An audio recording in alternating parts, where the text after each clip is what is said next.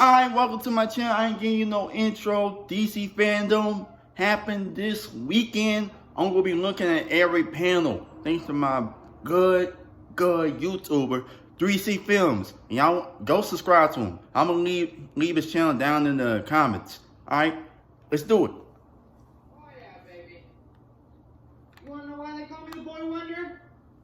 Cause boy, they wonder how I always look this good. Hey DC fans, thanks for clicking on this video. My name is Chris. I decided to dress up as my favorite DC superhero in preparation for Same. What I'm gonna do here for you guys is giving you my reaction and breakdown to some of the biggest news revealed at DC Fandom. I'll leave timestamps in the description if there's something you want to hear most about. I'll most likely be making the Batman their own separate video, but be sure you guys are hitting that like button. Comment down below what you liked and your reactions to everything. Without further ado, let's get started with a little cringe trope.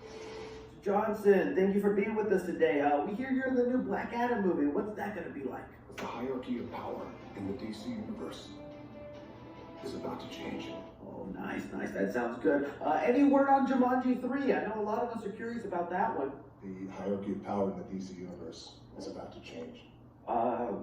Okay, away from work. We heard you just had a little baby. How's that bundle of joy doing? The hierarchy of power in the DC universe is about to change. With everything going on in DC Fandom, first thing they kicked off with is a first look at Black Adam. They started off recycling some footage from last year's DC Fandom, but they also went ahead and tossed in actual first looks at the costumes for the Justice Society of America. Now you can think of these guys as an older version of the Justice League, and they gave us our first look at Pierce Brosnan's Dr. Fate helmet. Looks real shiny and gold. You also have Aldous Hodge as Hawkman and his emblem on the chest, really reminding you of his comic book counterpart. Ooh, it does. I really like the design choice on that one. Cyclone in her costume, just like a little tornado on there. That's also cool. I'm also liking the detailing on Noah Centinio's outfit right there as the Atom Smasher. I was hoping they'd give us a full reveal of all the suits, but this is all they gave us for now. As far as first looks to the costume, because they revealed us the first couple of minutes of Black Adam, where we find a couple of archaeologists who are doing some research and trying to find some artifacts, and they come across the prison that was keeping Black Adam away for thousands and thousands of years and accidentally unleashing him by shouting the words Shazam. And look, I was not that excited for Black Adam, but I gotta admit, these couple of minutes of footage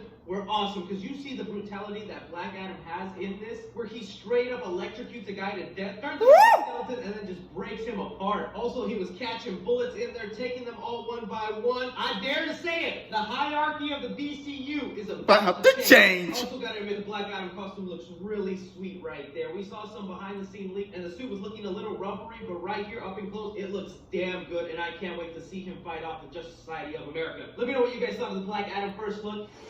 They just went ahead and showed us a behind-the-scenes first look for Aquaman 2 titled Aquaman, The Lost Kingdom. But here with this first look at Aquaman, The Lost Kingdom, they gave us some concept art to this world that we're going to be seeing in Aquaman here, and I gotta admit, it looks amazing. Some really crazy, wacky creatures that Aquaman is going to be facing off. Other details that were revealed here is that it will have an environmental social commentary attached to it, which yeah, I can understand them doing that and the importance of having that, but some of the other things they revealed is they showed us Ocean Master, aka Orm, coming back, and it looks like he might be teaming up with his brother because there's certain scenes in here where it looks like they're running together on a mission. He also has this newish black suit. I think it'll be the similar stealth suit that Aquaman is wearing in this behind the scene look that we already got pictures of before. It looks fantastic, but really the thing that blew me away, Black Manta gets a super comic accurate new costume. Thank you. Absolutely fantastic. I really Thank you. Look for Black Manta's character. This is what I'm loving that James Wan is doing with the Aquaman character. He's really going full out crazy with color and style and getting all these comic accurate costumes placed onto the screen. We also did get a look of Mera, whether you want to see that or not. But the movie looks like a lot of fun. Going to be just as huge as the last, if not bigger. But I'm going to need your guys' opinions down below. What did you think of some of the looks at Aquaman 2 and some of the concept art of this wacky world? Do you like the new suits that we're seeing on different characters? Your thoughts on the Black Manta suit? Really curious about that. I love it. Next up, we're given a panel on DC's Peacemaker. This will be their HBO Max series and kind of a spin-off to the Suicide Squad with John Cena's character, and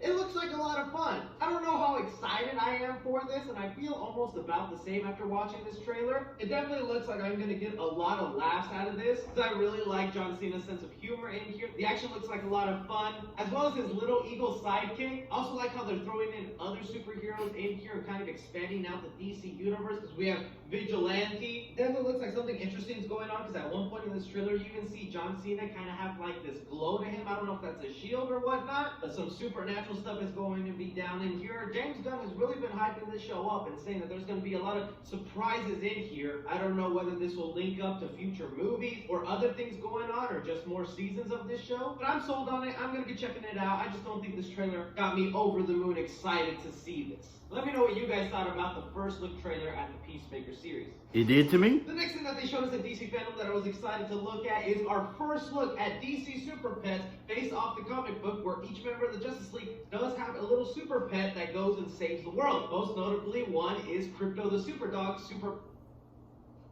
Whatever we do together.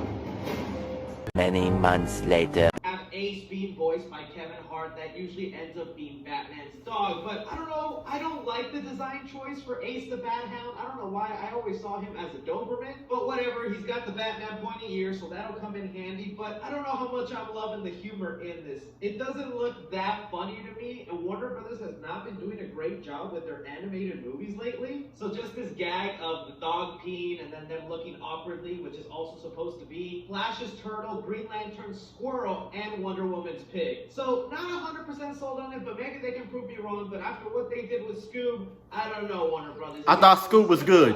What did you guys think of the first look at DC Super Pets?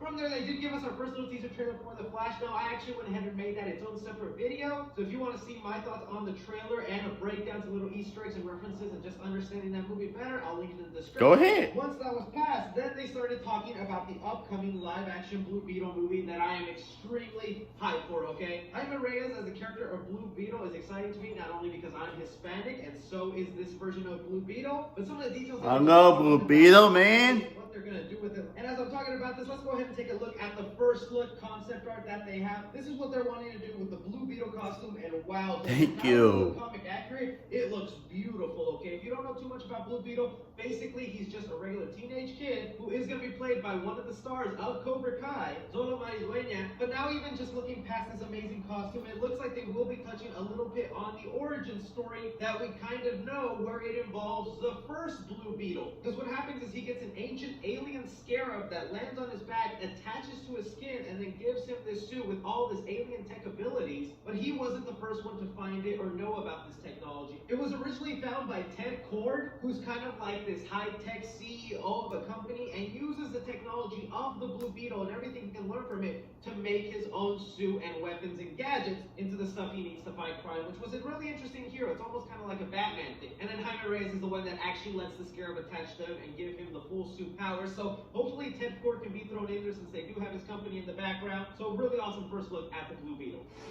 From there, the other big thing that I thought was awesome here is they started talking about the upcoming live-action Batgirl movie. Now, they didn't have a lot to show us. They did give us this concept art, which does look pretty cool. Can't wait to see what happens in that movie. Now, there's rumors this could be the Batgirl of Zack Snyder's universe. They might get Gordon, who was played by J.K. Simmons, but still no word exactly if that'll be the case or who her Batman will be. The directors have recently been quoted by saying that her Batman will be the Batman. And no, not Robert Pattinson, the Batman, but just who they think is the Batman, the biggest goat of all time. So take your guesses there. The other big thing that they revealed is that this Batgirl will not be having the same type of mask that I have, but instead that she will get a full cowl on her head, and they will be dyeing her hair red like Barbara Gordon in the comics. So they are trying to be faithful of it, and really just hearing these directors talk about it, they seem so excited and hyped about it. So I feel like it is going to be a really cool movie. Let me know what you guys think of some of these details with the Batgirl film. What's the time? We were given our first behind-the-scenes look to Shazam 2, titled Shazam Fury of the Gods. And although I thought the Aquaman behind the scenes looked really good, I think this one outbeat it. I'm really loving these new costumes on the characters. One thing you'll notice this time around is the actress Grace Fulton, who plays Mary, will be playing her superhero self. So whenever she speaks the words Shazam, she'll still look exactly the same, which I'm perfectly fine with. The powers of Shazam don't really turn you into a different person. They just age you up to your peak age. The other thing I was liking about this behind the scenes look is they were really emphasizing some of the Greek mythology that will influence this movie. And that's something I love that they're exploring with the Shazam character, because he's kind of comprised of Greek mythology, with his name meaning wisdom of Solomon, strength of Hercules, stamina of Atlas, power of Zeus, courage of Achilles, and speed of Mercury. So here they show off some of those mythological creatures and these three goddesses that will be coming into their world to wreak some havoc on Shazam and the family. But probably my favorite part of this, their superhero lair that they sit in at the end of the first Shazam, they have pimped it out and really decorated it like a bunch of kids would do, making it into like a cool little clubhouse. So this one definitely got me excited for Shazam 2: Fury of the Gods. Let me know if it got you guys excited. And then of course, the moment everyone was waiting for, they went ahead and revealed the Batman trailer. Again, I did 2 separate videos on the Batman trailer, one where I react to it, and man, this is the most beautiful trailer I have seen in a long time. But along with that, I also went ahead and did a trailer breakdown. If you're curious about my more in-depth thoughts, I'll have those linked in the description. Really, those were the things that I thought were the biggest reveals out of DC Fandom. I was kind of surprised we didn't get a lot more, and although I really liked the event and thought they did a good job with it, it just kind of feels like this event wasn't as hyped as it was last year. But I want to know from you guys, did you like this year's DC Fandom? What was your favorite piece of news? What was your least favorite piece of news? Everything and everything, be sure to leave your thoughts down below. Don't forget to like, subscribe, follow me on Twitter at Films, or on TikTok at Films. See you later, Chris. Hey, I thought DC Fandom was alright. And some hit and misses. But man, it was okay. It was okay. If you saw DC Fandom, let me know. Sorry. Let me know what y'all thought about it in the comments down below. Go to 3C Films' channel. I'll leave it in the comments down below too, to watch the breakdown of the Batman, which I'm gonna do a trailer reaction in a minute, and to the Flash, so y'all can know what the hell is going on with that movie. All right. See y'all in a few minutes.